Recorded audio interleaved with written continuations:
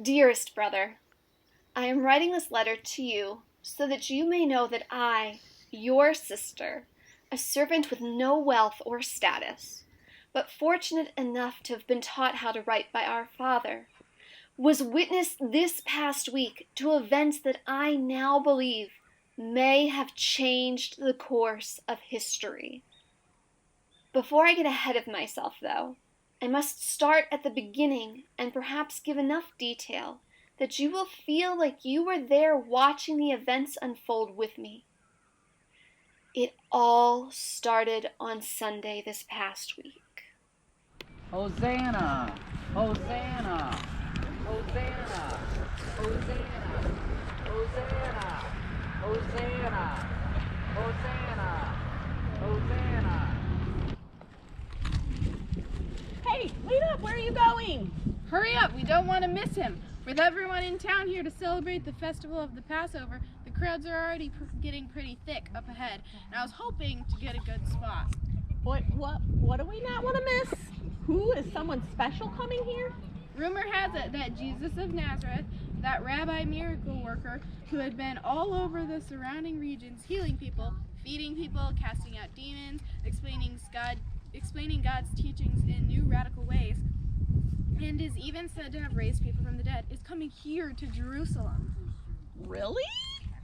Really, Jesus of Nazareth is coming here. The one who people think might be the actual Messiah, the Son of God? Yep, that's the one. Wow. I wonder if he will come in riding on a mighty war horse. Maybe. Or like a wealthy person. Or maybe even like a king. He is like a celebrity with how many amazing things he has done and been doing. And all those stories tells God's kingdom, like none we've ever heard before. A cousin of mine was outside outside the city when she saw Jesus' disciples untie a young donkey that hadn't ever been ridden yet and start to walk away with it. She told me that when the owners questioned what they were doing, the disciples said that the Lord needed it, so they said okay. So Jesus is not riding on a mighty horse, but a donkey's colt. That is so cool. I really want to go see that. Well, then let's hurry up and get a spot. While we're at it, we should grab some palm branches to wave so we can welcome him. I think I see some palm branches over here.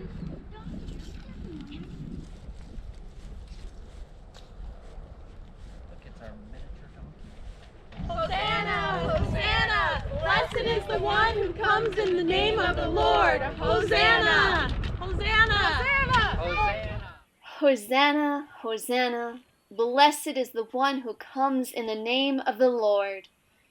The crowds chanted and cheered, and tales spread that a short while back Jesus had raised a man named Lazarus from the dead after he was in the tomb for 4 days.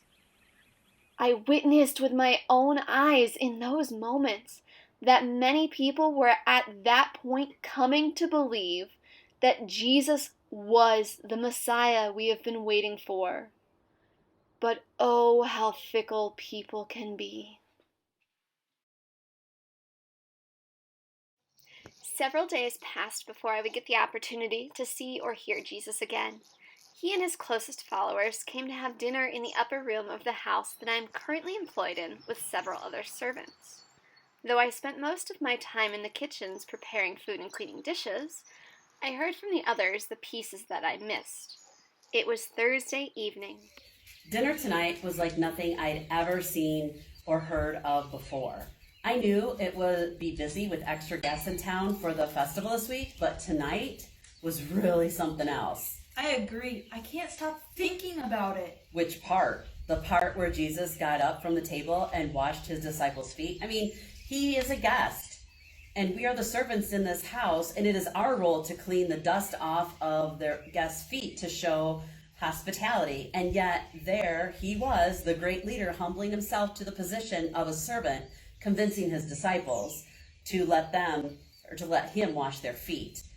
Or are you stuck on the part where he instructed them to follow in his example? Or my favorite part was when Jesus instructed his disciples with a new commandment. Just as I have loved you, you also should love one another. By this, everyone will know that you are my disciples, if you have love for one another His whole speech was actually pretty stirring. I think even Peter, his most outspoken disciple, was moved by it. All of it. The scene was keep replaying in my head, especially the tension when Jesus informed them that one of the people in the room would betray him. And Jesus told Peter that Peter would deny Jesus 3 times. Oh yeah, I forgot about that. There was so much going on with trying to get the meal together and making sure the household was showing hospitality to our guests. If Jesus is speaking the truth, I wonder who will betray him. I mean, those guys he's hanging out with are his closest followers, not some strangers, but people who probably know him better than the people in the town he grew up in to know. I don't know. My bet is on Judas Iscariot. When I was in the market picking up some last minute supplies for the event this week, I saw him talking with some of the religious leaders who I heard aren't very fond of Jesus. But then again, maybe it was totally innocent. Well, I hope nothing happens to Jesus. I know the rumors say that several times he has foretold his death, but after his action tonight, I personally hope he stays a while. I would love to sit and listen to more of his teaching and learn more of his views. I'm starting to think he might actually be the Messiah we've been waiting for. Really? Yes, but I guess only time will tell. For now, he went off to pray in the garden. And we had better get finished cleaning up. Tomorrow we'll be here before we know it. So many things happened later that night. One of my closest friends, who was guarding the gate at the high priest's house, claims she spoke to Peter and he denied even knowing Jesus. After talking with her, I knew then that there was something wrong, but there was no way at that time to know just how bad things really would get. As I said before, dear brother, people are fickle. Those who were ushering Jesus in with palms only days earlier were now the ones shouting a very different message. All in the span of a few short days. By far the most dramatic events, though, happened on that Friday. Excuse me. Could you tell me where I might find Jesus of Nazareth? I was tending a sick friend all day today who is not doing well and hoped I might find him so that he would heal my friend. But then I heard that he was arrested.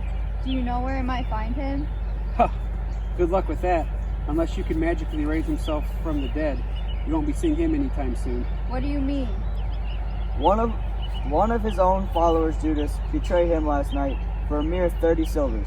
Disgusting. We arrested him while he was with his other disciples in the garden and took him to be put on trial. Before we could arrest Jesus officially, one of his disciples took a sword and cut off the right ear of a high priest's servant.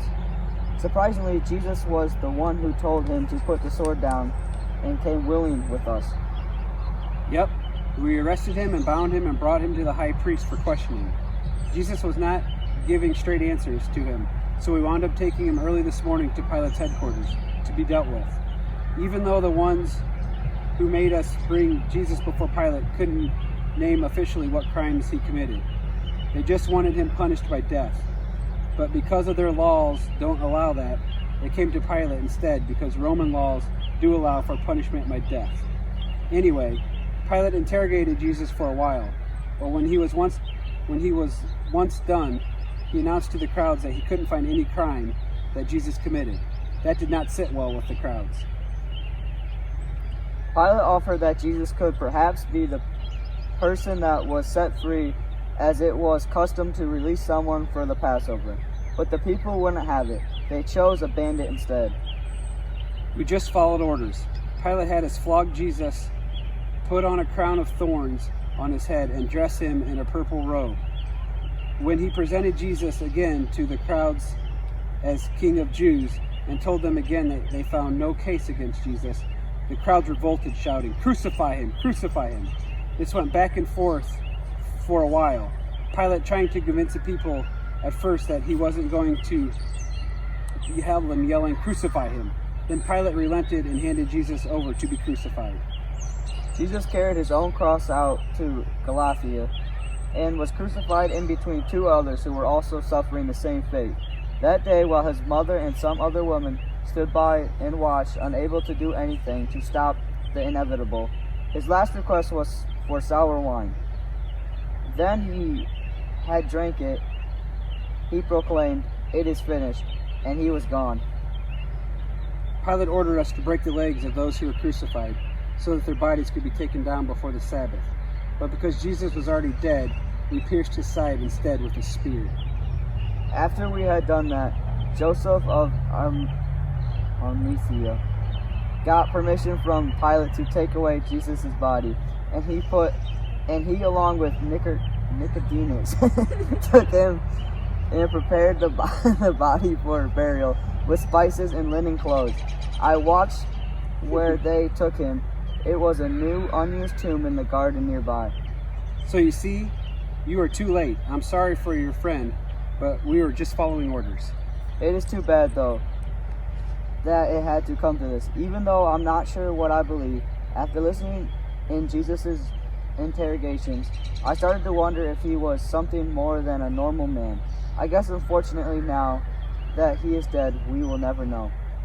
With his body laid in the tomb, and a giant stone that could not be easily moved rolled in front of the entrance, those closest to him were in deep mourning, and those of us who had started to hope that he really could be the Messiah were facing deep doubts and despair. For even though Jesus had foretold that this was to come, his death at this point looked pretty permanent.